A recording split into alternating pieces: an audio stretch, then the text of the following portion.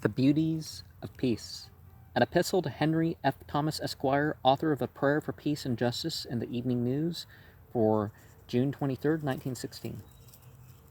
In Quisimum pacem justissimo bello antiferro. Harmonious Thomas, whose pacific pen stads with reproach a world with wicked men, whose patriot soul a nation's honor spurns, and for mankind in Quaker passion burns. Thy muse, high soaring on her dove-like wings, in dulcet strain sweet ignominy sings.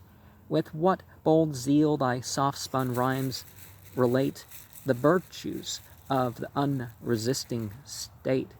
How thrills the heart to hear thy voice decry the impious fools that for their country die. Abstain, thrice sinful hand, who rashly dare defend your homes, or for defense prepare. 'Tis wrong, I vow, to curb the foeman's rage when arbitration rules the enlightened age. Let blood-mad Villa drench the Texan plain, let sly Carranza every night right profane.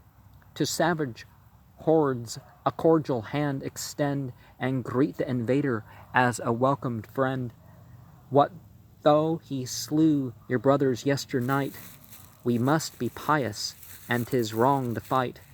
When friends and kinsmen perish in the strife, 'tis ours to arbitrate them back to life. Should some rude enemy our hand refuse, and scorning peace continued warfare choose, our duty's plain surrender must ensue. For though he sin, will not be sinful too. Rejoice, ye cherubim of realms above, strike your blessed lyres and chant fraternal love. Though foes engulf and tyrant hands enslave, we shun at last a hero's shameful grave. Kind heaven, preserve our soft submissive race from fearful manhood, the supreme disgrace. As rough, unrighteous creatures boldly fall in martial order at their country's call, with noisy rifles armed to march away and bear our starry banner to the fray, the peaceful teardrop trickles in its course, distressed that men should thus descend to force man's brotherhood, O glorious tie to own, that binds us to one armed Obregon, to mongrel Villa and the whiskered lie, who prates of laws which all his horde defy. With friends like these, 'twere harsh and overnice to balk at petty human sacrifice. How crude and brutal was the ancient creed that called for satisfaction deed for deed.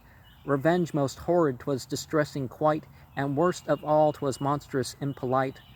But thou, wise doubting Thomas, would destroy the unpolished manners that our sense annoy, the dreadful code at which we wince and faint, the painful pride that shocks the sinless saint. At thy command we turn the other cheek, and injuries from bolder neighbors seek. Too proud to fight, we pray for war to cease, and welcome insult as the price of peace. Descend, ye fairies of Titania's train, to smile on Ford's and Brian's spotless reign.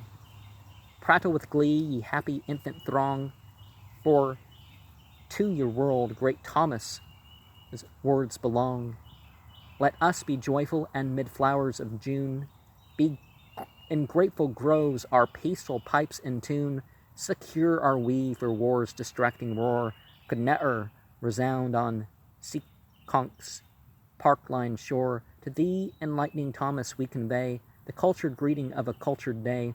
Thy matchless verse war's emptiness reveals, and fans the fire each gentle patriot feels, exalts high reason to her proper throne, and leads us on to glories yet unknown. With lofty spirit and discerning mind, thou knowest all things excepting humankind. And certainly, whatever you're ordered to, you are responsible to, decide whether or not that's the thing.